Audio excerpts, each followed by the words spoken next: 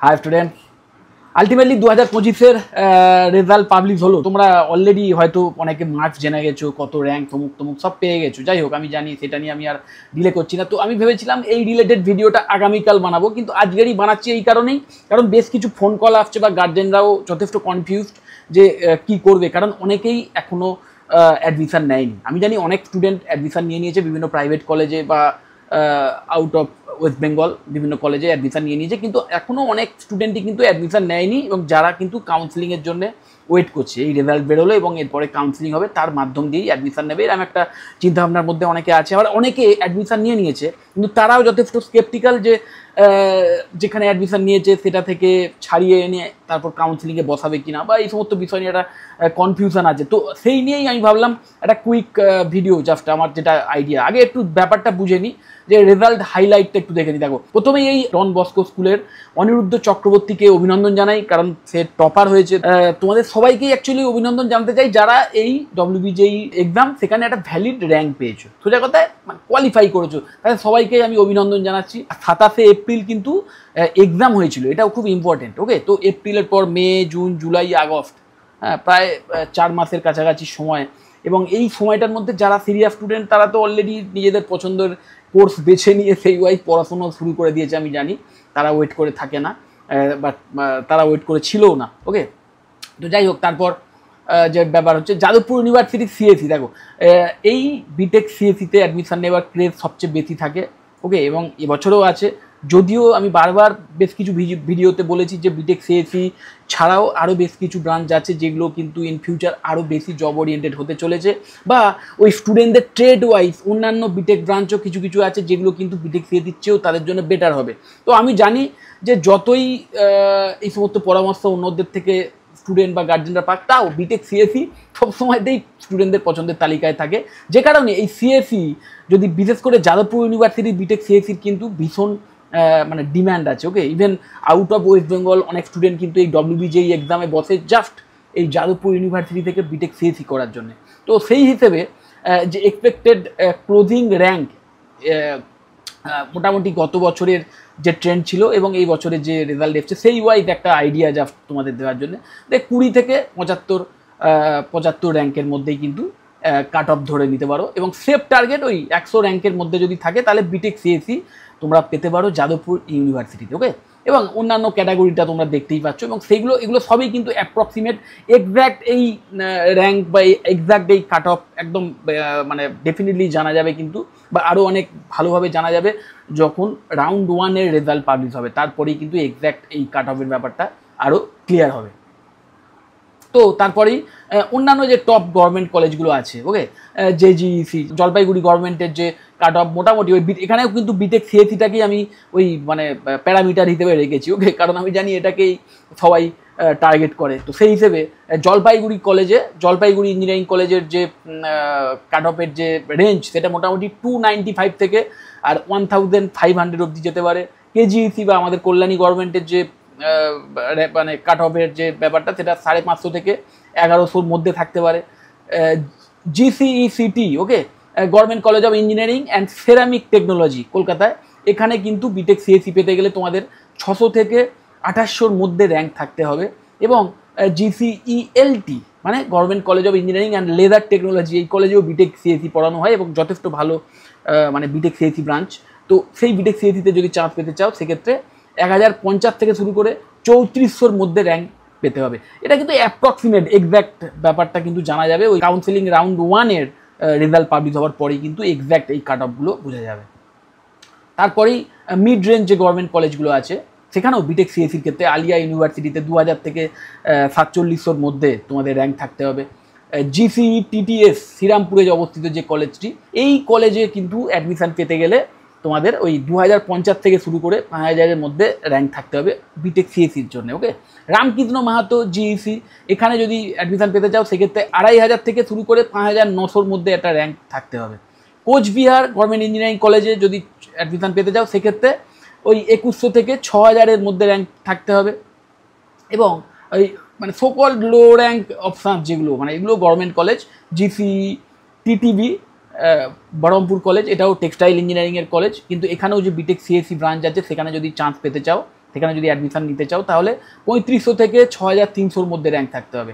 Alipurduar government engineering কলেজে যদি admission নিতে চাও বিটেক সিএসি নিয়ে তাহলে 4000 থেকে 6800-র মধ্যে র্যাঙ্ক থাকতে হবে। ওকে, সো অ্যাডমিশন স্ট্র্যাটেজি, এবার অ্যাডমিশন স্ট্র্যাটেজিটা বুঝে নাও। এটা কি না, টপ 100 র্যাঙ্ক, দেখো 100-র মধ্যে যদি র্যাঙ্ক থাকে তাহলে অবশ্যই এম ফর যাদবপুর ইউনিভার্সিটি এবং বিটেক সিএসি।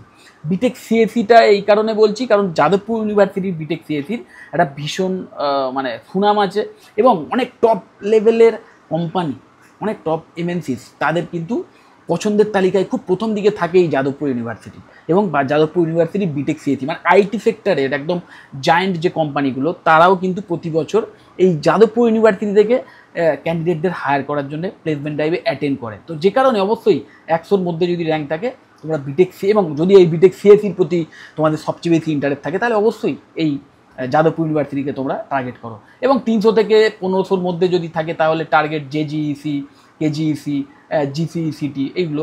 র্যাঙ্ক যদি 2000 থেকে 6000-এর মধ্যে থাকে তাহলে অপশানস কি না, রামকৃষ্ণ মাহাতো, কোচবিহার, জিসি, টিটিএস এই সমস্ত।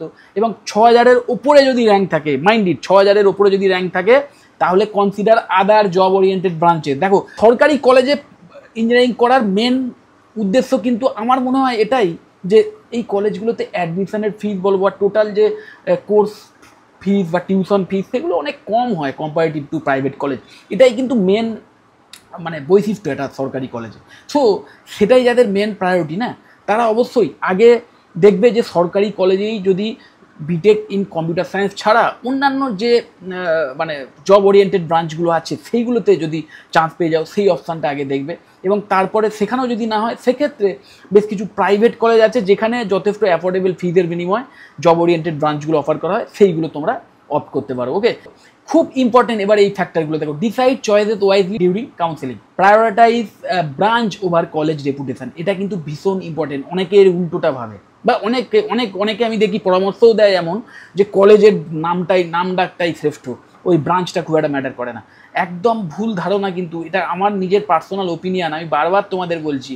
মাথায় রাখবে যত ভালো কলেজই হোক তুমি যদি এমন একটা ব্রাঞ্চে অ্যাডমিশন নাও যে ব্রাঞ্চ নিয়ে পড়াশুনো করার পর ইন ফিউচার চাকরির তেমন সুযোগই নেই, তাহলে কিন্তু ভীষণ মুশকিলে পড়বে। তার চেয়ে উল্টোটা যদি হয় যে একটা খুব ভালো জব ওরিয়েন্টেড ব্রাঞ্চে চান্স পেলে কিন্তু এমন একটা কলেজে চান্স পেলে যেটা হয়তো একটা প্রাইভেট সোকল মানে টায়ার 3 কলেজ, তাহলেও কিন্তু আজকের অফ ক্যাম্পাস প্লেসমেন্টের যে অনেক সুযোগ আছে না, তার মাধ্যমে তুমি যদি সঠিকভাবে স্কিলটা বিল্ড করো। দেখো কলেজ কখনো তোমার স্কিল বিল্ড করিয়ে দিতে পারে না, হেল্প করতে পারে, কিন্তু কমপ্লিট মানে ব্যাপারটা ডিপেন্ড করছে তোমার ওপর। তুমি 4টে বছর ধরে কীভাবে নিজেকে তৈরি করছো, কীভাবে স্কিল ডেভেলপ করছো, এইগুলোর ওপর ডিপেন্ড করে। ওকে, তো তুমি যদি সিরিয়াস স্টুডেন্ট হও, তো তুমি যদি ওই টায়ার 3 কলেজ থেকেও পড়াশুনো করো এবং একটা খুব ভালো জব ওরিয়েন্টেড ব্রাঞ্চ চুজ করো এবং 4টে বছর যদি সঠিকভাবে পড়াশুনো করো, যদি স্কিল বিল্ড করো, তাহলে কলেজের যদি প্লেসমেন্ট ড্রাইভের আয়োজন নাও হয়, আমি ধরে নিলাম যে সেই কলেজে প্লেসমেন্ট ড্রাইভের আয়োজন হয় না, কোনো কোম্পানি আসেই না,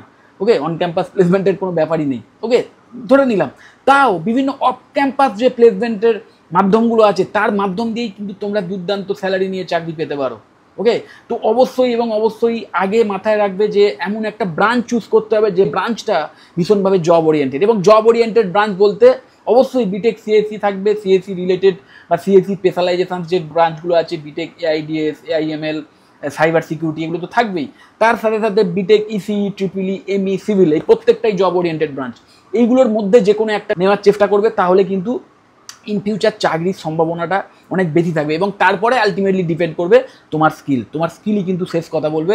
বিটেক ডিগ্রিটা একটা যা ছাড়পত্র কোনো একটা কোম্পানিতে, কোনো একটা কর্পোরেট সংস্থায় চাকরি পাওয়ার ক্ষেত্রে, কিন্তু আলটিমেটলি সেই চাকরিটা পাবে কি পাবে না সেটা নির্ভর করবে 4 বছর ধরে তুমি কতটা পরিশ্রম করেছো, কতটা স্কিল ডেভেলপ করেছো তার উপর। ইভেন এই জয়েন্ট এন্ট্রান্স এক্সামে যদি র্যাঙ্ক খুব পেছনের দিকেও থাকে না, তাহলেও যদি অ্যাটলিস্ট ভালো জব ওরিয়েন্টেড ব্রাঞ্চ নিয়ে কোনো প্রাইভেট কলেজেও অ্যাডমিশনের সুযোগ পাও, সেটাও ছাড়বে না, কিন্তু সিরিয়াসলি পড়াশুনোটা করবে, তাহলেই আমি শিওর যে 4 বছর পরে একটা ভালো চাকরি কিন্তু তুমি পেয়ে যাবে। এবং অফ ক্যাম্পাস প্লেসমেন্টের মাধ্যমে কীভাবে চাকরি পাওয়া যেতে পারে এই সমস্ত বিষয় নিয়ে আমি এর আগে বেশ কিছু ভিডিও করেছি, তোমরা দেখে নিতে পারো। আর যদি এই সমস্ত বিষয়ে কোনো কনফিউশন থাকে আমাকে কল বা হোয়াটসঅ্যাপ করো, আমি তোমাদের একদম ক্লিয়ার আইডিয়া দিয়ে দেবো যে কীভাবে স্টেপ বাই স্টেপ এগোতে পারো। এবং এটাও মাথায় রাখবে, তোমরা অনেকে আমি জানি যে অলরেডি অ্যাডমিশন নিয়ে নিয়েছো কোনো প্রাইভেট কলেজে এবং এখন রেজাল্ট আসার পর দেখতে পাচ্ছ যে র্যাঙ্কটা অনেক পেছনের দিকে আছে।